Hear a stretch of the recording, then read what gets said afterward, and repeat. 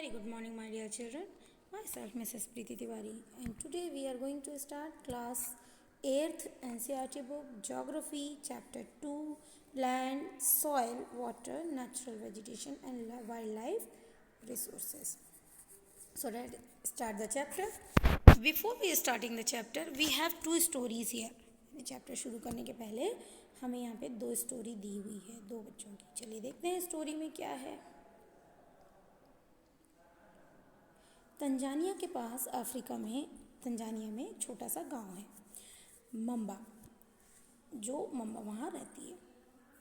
Gets up early, very early in the morning to fetch water. बहुत सुबह सुबह से जल्दी उठना पड़ता है खेतों से पानी लाने के लिए. She has to walk a long way and return after a few hours. उसको लंबा बहुत दूर तक जाना पड़ता है. कुछ घंटों में ये पानी लेकर वापस आती है. She then helps her mother in the house. इसके बाद ये अपनी मम्मी की घर के कामों में मदद करती है. And join her brother in taking care of their goats. इसके बाद ये अपने जाती है और अपने भाई की हेल्प करती है जो गोट्स चराने वगैरह जो लेकर जाते थे ना उनकी. After all her family owns a piece of rocky land.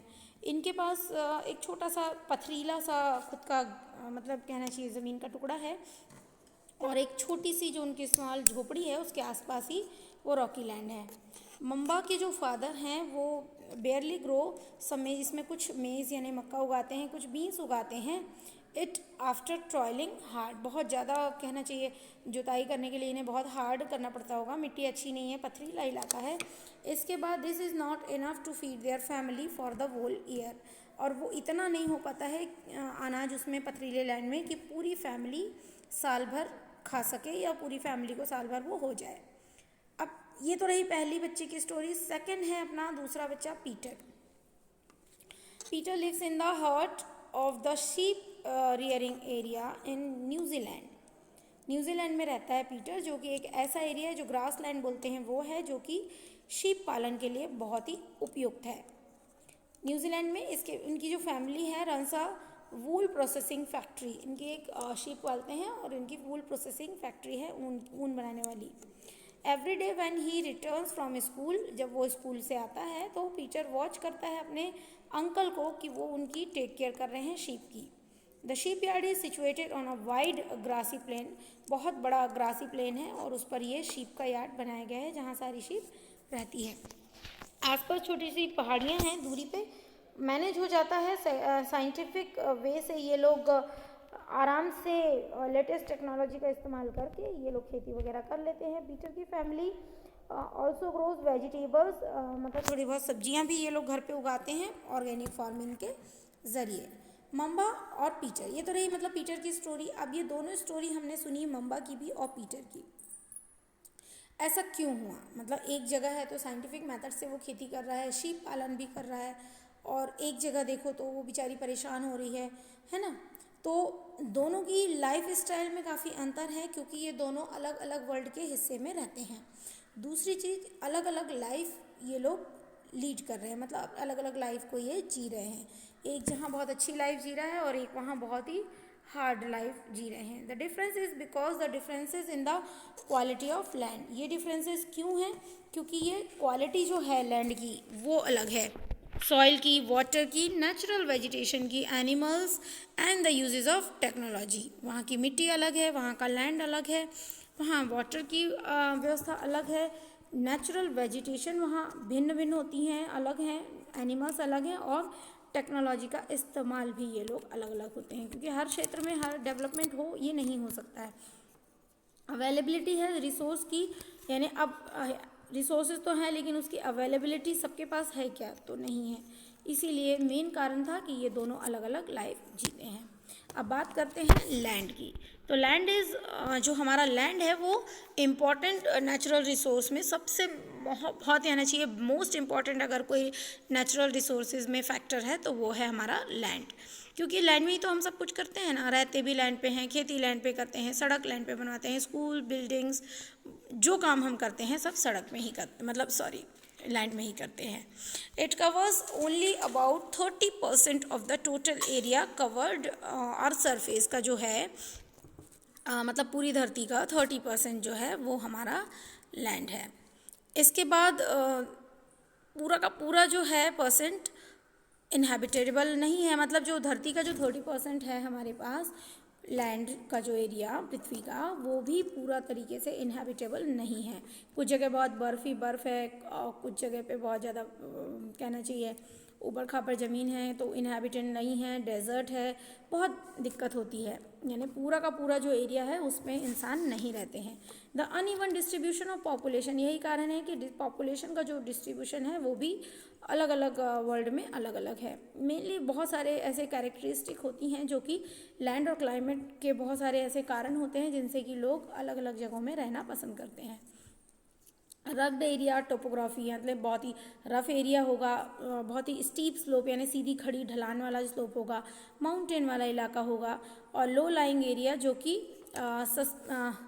सस्टेप्टेबल होगा वाटर के लिए, ऐसे इलाकों में लोग नहीं रहेंगे। डेजर्ट एरिया में जहाँ बहुत ज़्यादा घने जंगल हैं, नॉर्मली स्पर्शली ये लोग पॉपुलेटेड होते हैं। स्पर्शली पॉपुलेट मतलब बहुत ही, या अनहैबिटेड होते हैं मतलब बहुत ही विरले दूर दूर घर इसमें होते हैं।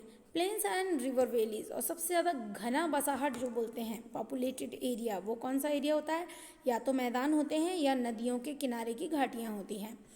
Offer suitable land for agriculture, क्यों? क्योंकि ये सूटेबल लैंड भी प्रोवाइड कराते हैं एग्रीकल्चर के लिए। हैंस दीज आर डेंसिली पॉपुलेटेड, मतलब इसलिए ये घने घने बसे होते हैं वर्ल्ड में। एक ऐसा नहीं है केवल भारत में ही, पूरे वर्ल्ड में ऐसे एरिया जो कि सूटेबल होते हैं एग्रीकल्चर के लिए, इनहैबिटेड के लिए, सेटलमेंट के लिए, ये बहुत ही डेंसिली पॉपुलेटेड होते हैं। चलिए अब हम देखते हैं लैंड यूज़ हम कैसा करते हैं।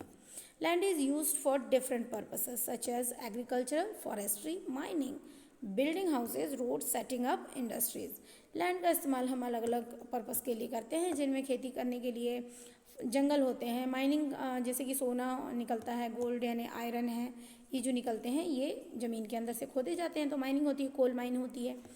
बिल्डिंग हाउसेज हम घर भी बनाते हैं, रोड्स बनाते हैं, सेटिंग अप ऑफ इंडस्ट्रीज़, हम इंडस्ट्रीज़ भी बनाते हैं सभी लैंड में। This is commonly term as land use, इसे हम कॉमनली लैंड यूज़ के नाम से जानते हैं। Can you list it out different ways in which Mamba's and Peter's family use their land? क्या आप कुछ ऐसे वेज बता सकते हो जिनमें हमने अभी स्टोरी सुनी थी मुम्बा की, मेम्बास की और पीटर की, जिसमें वो अपने लैंड को कैसे यूज़ करते थे? The use of land is determined by physical factor, physical factor के द्वारा जो है वो लैंड डिटरमाइन होता है, जैसे कि टोपोग्राफी, मतलब स्थिति उसकी कि वो पहाड़ पे है, प्लेन में है, इलाकों में है, उबड़ खाबड़ है, कैसा है। सॉइल, वहाँ की मिट्टी कैसी है। क्लाइमेट, वहाँ का क्लाइमेट कैसा है, मतलब ज़्यादा ठंडा तो नहीं है, ज़्यादा गर्म तो नहीं है। मिनरल्स वहाँ कैसे मिलते हैं, और अवेलेबिलिटी ऑफ वाटर कैसी है। Human factor such as population, दो ह्यूमन फैक्टर भी है जैसे कि पॉपुलेशन और टेक्नोलॉजी, दोनों ही डिटरमाइन करते हैं लैंड यूज़ के पैटर्न को। तो चलिए ये यहाँ पर हमारा एक टेबल दिया हुआ है जो कि लैंड यूज़ को बताता है।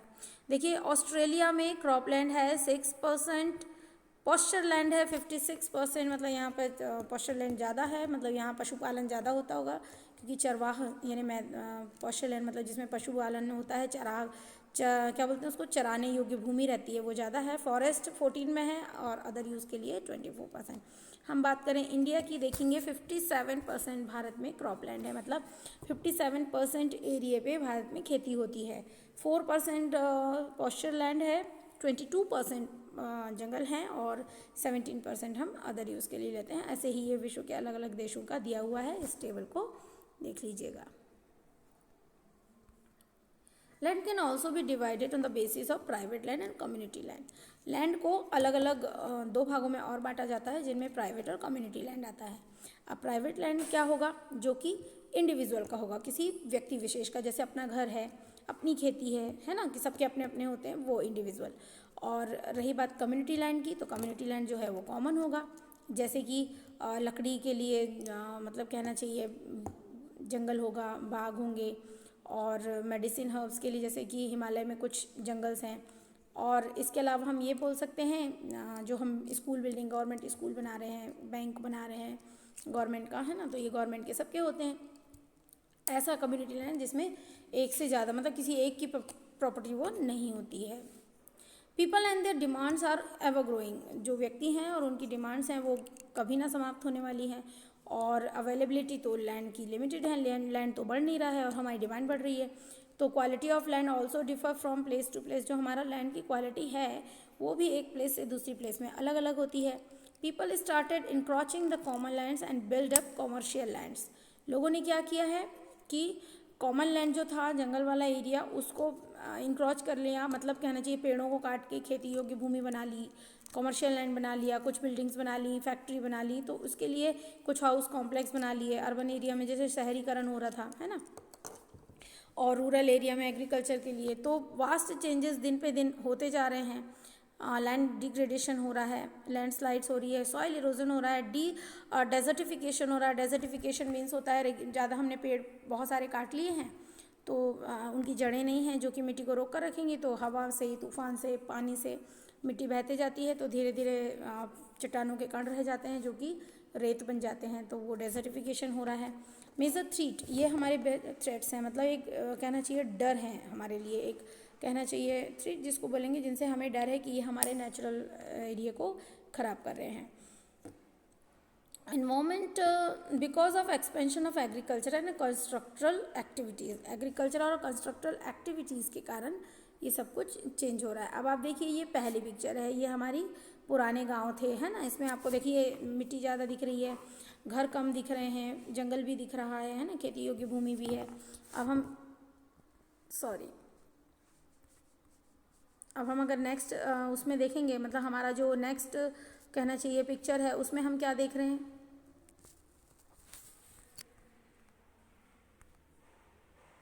एक सेकेंड हम आते हैं, ये देखिए सेकंड में देख रहे हैं, तो देख रहे हैं आप जंगल कम हो गए हैं, बिल्डिंग्स जो हैं पक्की हो गई हैं, ट्रैक्टर आ गया है, ट्रैक्टर आने के साथ साथ कुछ बिल्डिंग्स भी यहाँ पे बनी हुई हैं और कुछ सड़कें बनी हुई हैं। नाउ थर्ड पिक्चर में अगर हम आते हैं तो देखते हैं विस्तार और थोड़ा ज़्यादा हो गया है, घर खेती योग्य भूमि कम है, लैंड देखिए, और इसके बाद ये हमारा लैंड का यूज़ ये देखिए फोर्थ पिक्चर में कैसे हो गया है ना। तो अगर हम चारों पिक्चर्स की तुलना करेंगे तो ये काफ़ी देखने में हमें लग रहा है कि हमने लैंड का इस्तेमाल कैसे चेंज कर दिया है, change of land over use of, कुछ सालों में हमने इसको कैसे चेंज कर दिया है। तो डियर स्टूडेंट्स, इसको आपको कॉपी में बनाना है इन चारों को और आपको लिखना है changes in land in use of over time. Okay, enough for today. In our next video we will discuss how to conserve our of land resource. Next video में हम देखेंगे कि हम लैंड रिसोर्स को कैसे कंजर्व कर सकते हैं, और ये डायग्राम को ज़रूर बना लीजिएगा और